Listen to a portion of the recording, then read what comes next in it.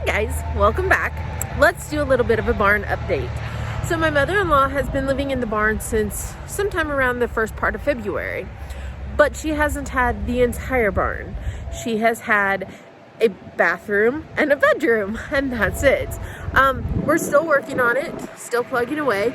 It takes a little time, for anybody, but mostly because we can only work nights and weekends typically. My father-in-law, my dad, and I can sometimes work during the day if there's stuff that we can do. But otherwise, it's pretty much a nights and weekend type project. I say she's living in the barn. Remember, we're making the barn into a house, so the Barndominium.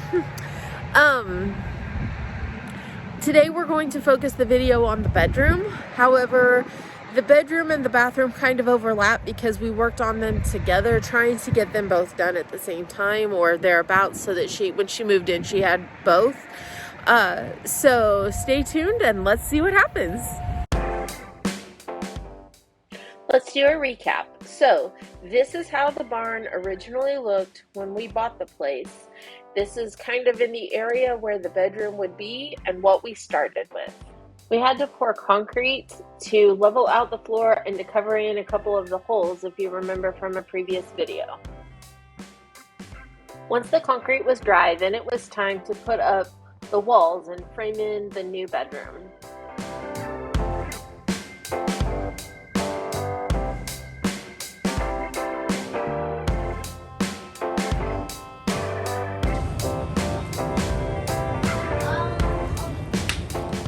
We not only had to pour concrete to fill in the dip that happened in the original main hallway, but we also had to pour a lot of concrete in what was our new bedroom to try and help level that out as well.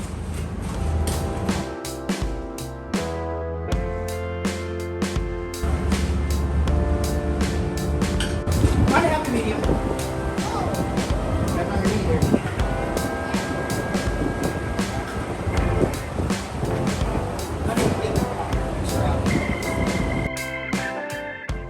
They sent me on a wild goose chase looking for the electrical tape, but I finally found it. Scale of 1 to 10.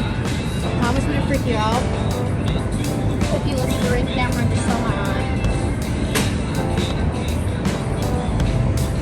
But like it was like the middle of the night. I wouldn't be happy. I mean, I wouldn't do it. Now you're gonna have to sing that to mommy. It's possible.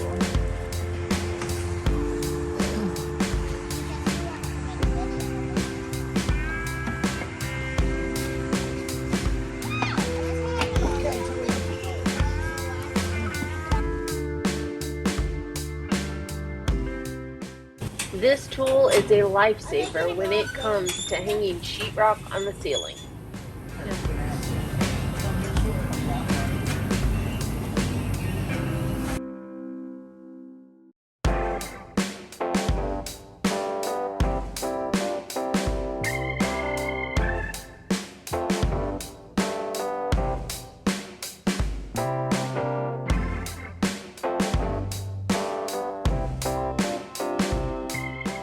The screw holes are much easier to mud than the seams are, so it makes them quicker and easier to do.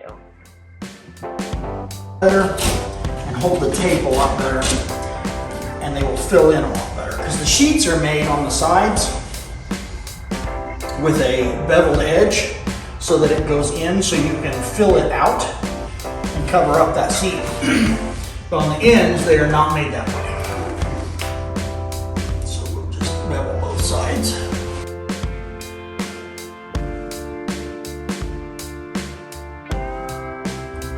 You're putting this video on the internet. There's a short disclaimer here that I am not a sheetrocker, I am not a mudder. This is what you get.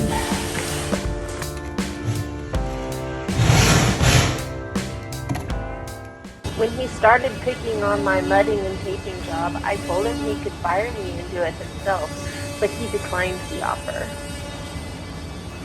And of course, this wasn't the final job. You have to let the mud sit there and dry, and then you have to go back through and sand it. So it looked a whole lot better once we had gone back through and did the sanding. This was just before it started to dry.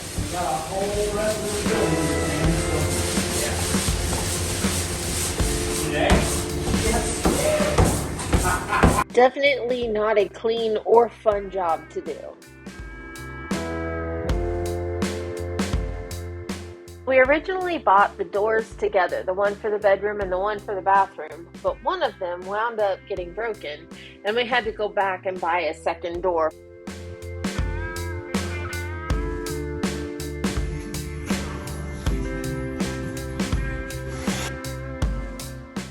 We got the paint sprayer, and I'm telling you, that is a game changer. It might use a little extra paint, but it had both rooms plus the hallway done in the amount of time that it probably would have taken to maybe get one coat on.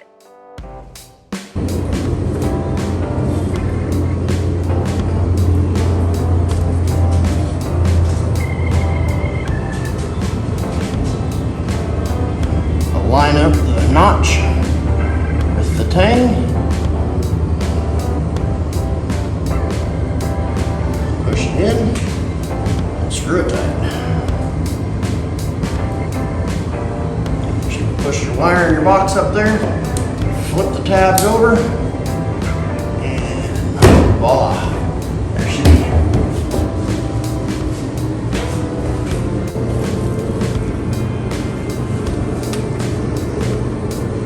Again, you line up the tangs, screw on the nut.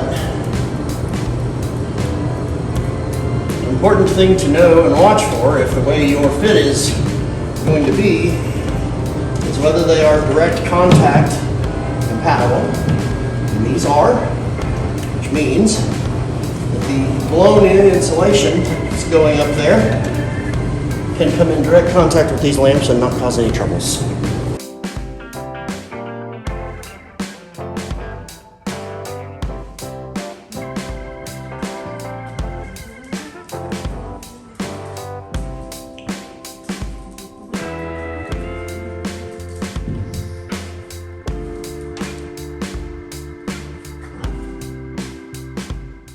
We used standard insulation for the walls in the house, but when it came to the ceiling, we decided to do blown insulation.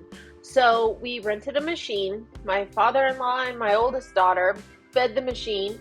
My husband put the insulation up into the attic, and my youngest daughter and I helped unload the insulation. We had to rent a sander to help level out the floor after all the concrete that we had poured, so that it made laying the floor a lot easier. And quite the system for laying the floor.